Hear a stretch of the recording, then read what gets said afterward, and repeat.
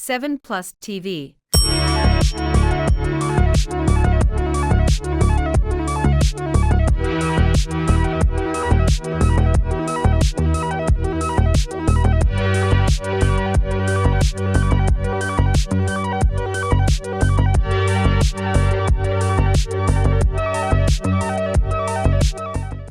Bonjour à tous et bienvenue dans la 7plus TV.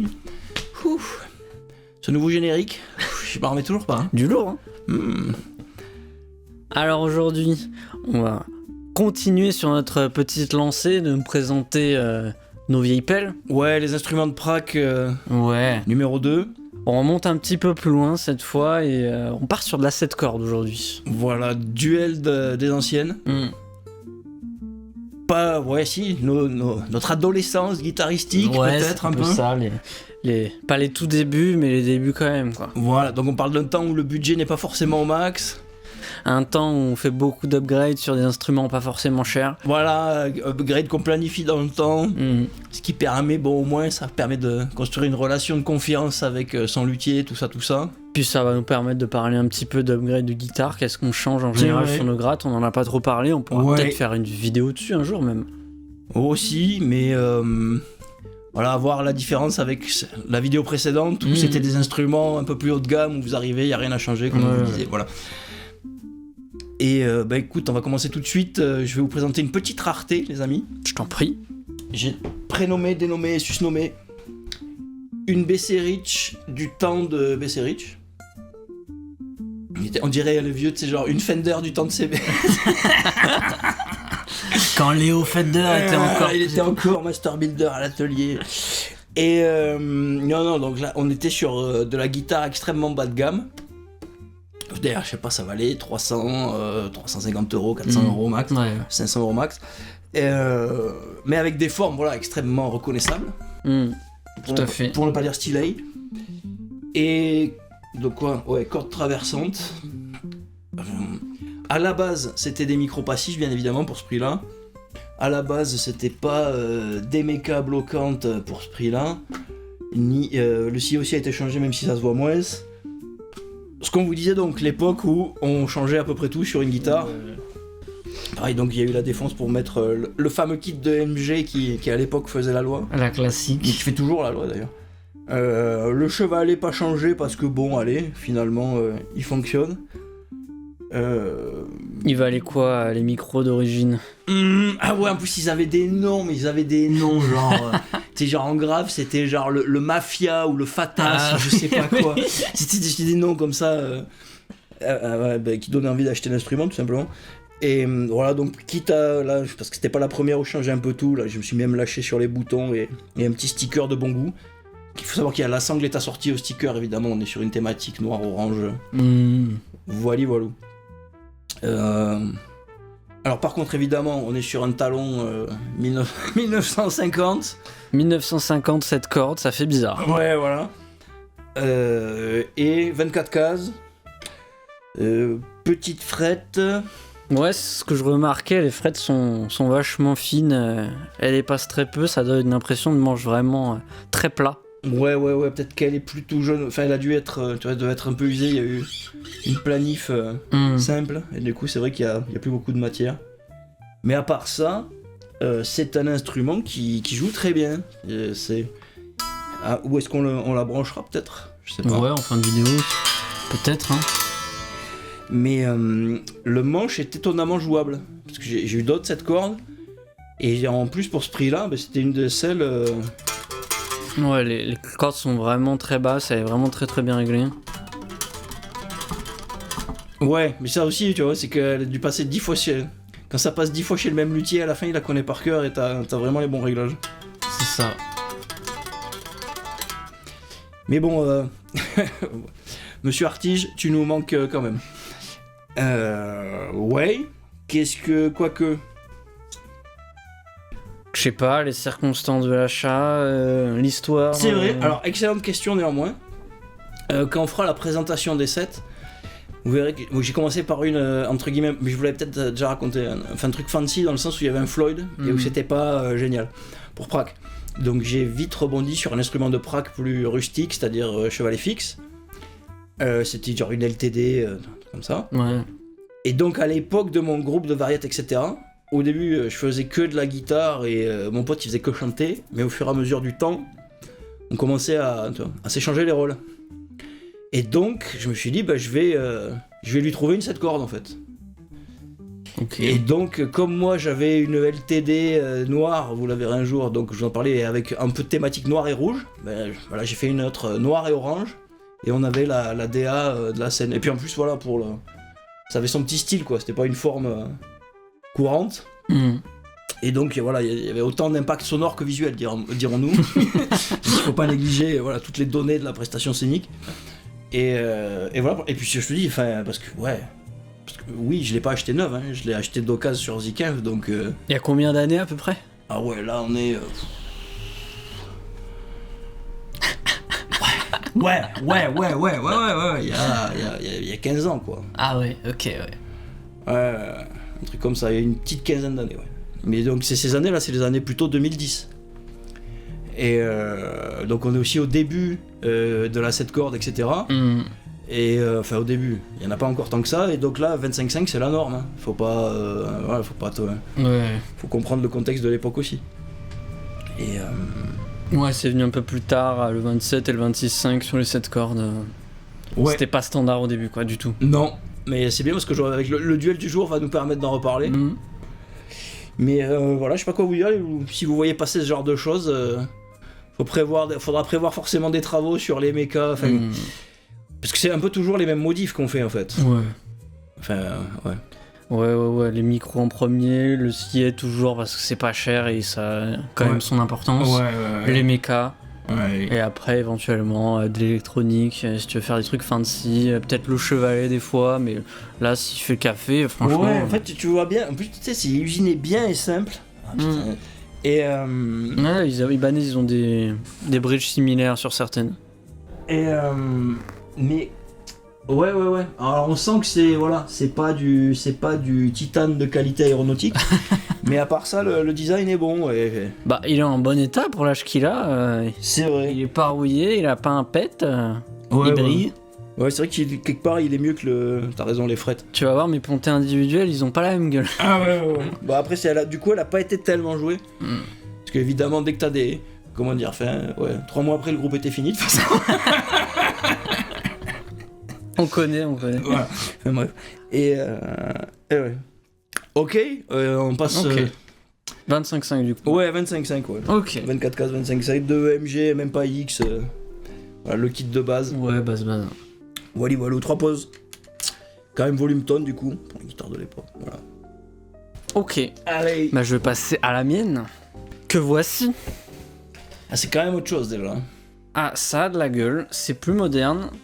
C'est un petit peu moins de mojo, mais ça a la gueule. Donc on est sur une petite Legator Ninja 300 quelque chose, si je ne m'abuse. Elle est à peu près des années 2016. On l'a sourcée à 2016. Ouais, c'est à peu près cette époque-là où je l'ai eu. Donc ça fait déjà 10 ans de Legator, et c'est pareil, il y a déjà plusieurs périodes. C'est ça, bah on peut en parler directement. Allez, donc ça c'est la période du début. C'est ça, et je trouve que c'est les grades de cette époque-là, c'est les meilleurs Legator qu'ils aient fait en fait. Ils avaient beaucoup de problèmes de quality check à l'époque, ça leur a pas mal porté préjudice. Ils avaient une sale réputation, mais les grades qui sortaient bonnes, elles étaient folles en fait. Ouais, il faut voir qui c'est qui leur a taillé, parce que c'est aussi les mecs qui tu vois, les voix médiatiques qui taillent la mauvaise réputation, c'est les mêmes qui sont pas contents parce qu'il y a plus Fender Ronam, enfin bref. Mais ce que je veux dire, c'est que si vous en trouvez de nos jours, ce sera forcément des bonnes qui ont survécu, et c'est des grades de dingue.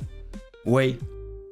Ce qu'il faut voir aussi par rapport à l'époque, parce que là du coup on est en 2016, donc les 7, voilà, on est quelques années plus tard, et cette marque qui veut se faire remarquer, elle arrive avec pas mal de propositions en fait. C'est ça, elle bouscule un peu les trucs de l'époque, parce que on est sur du 27 pouces déjà, ce qui est pas dégueu pour une 7 cordes pour l'époque, et surtout on a ça.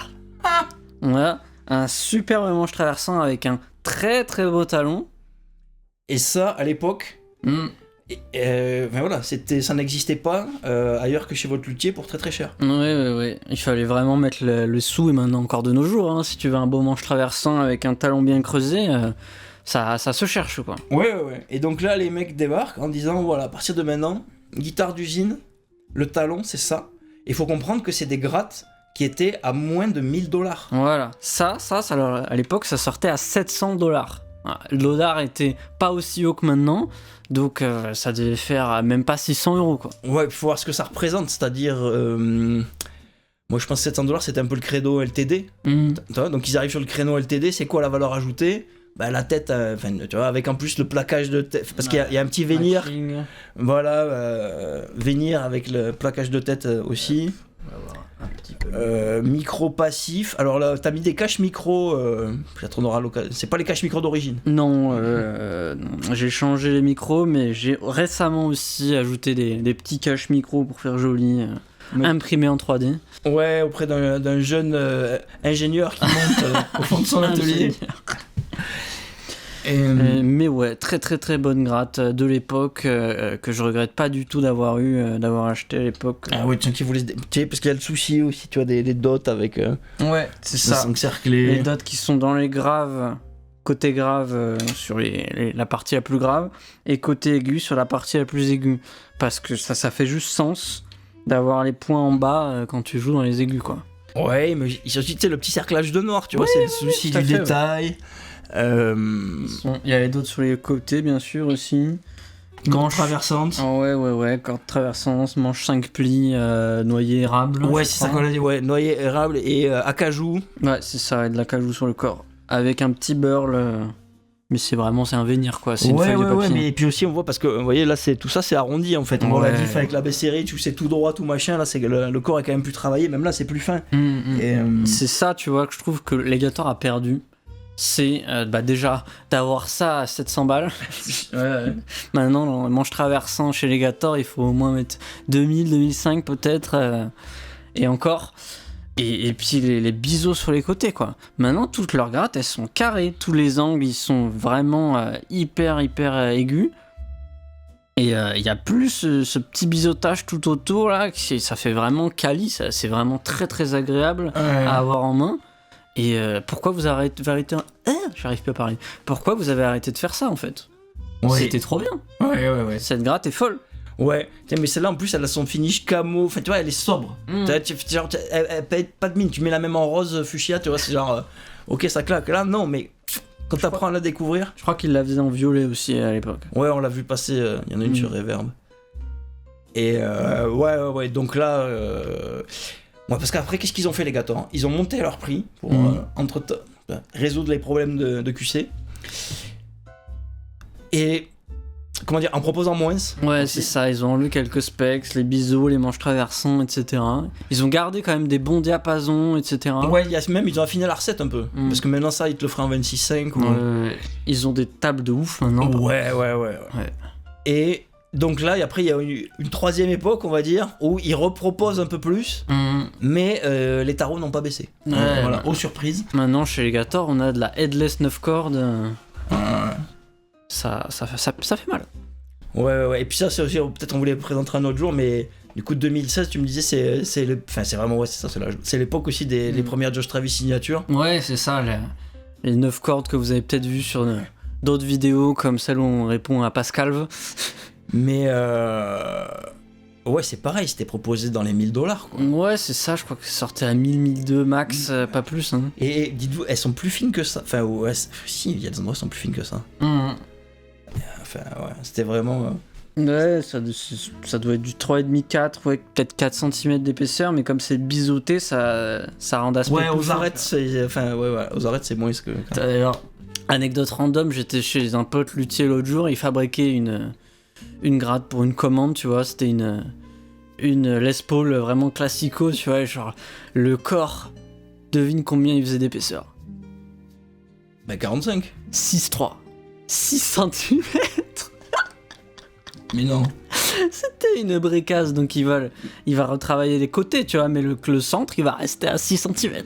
Bref. Mais c'est pas standard, ça, c'est... Je sais pas, il a suivi les plans. Le mec, il voulait une Les Paul standard, donc il lui fait une Les Paul standard. Je suis pas expert dans les cotes, ouais. Pas encore. Mais ça me paraît énorme aussi. Bref, c'était l'anecdote random. Ok, merci pour cette anecdote random.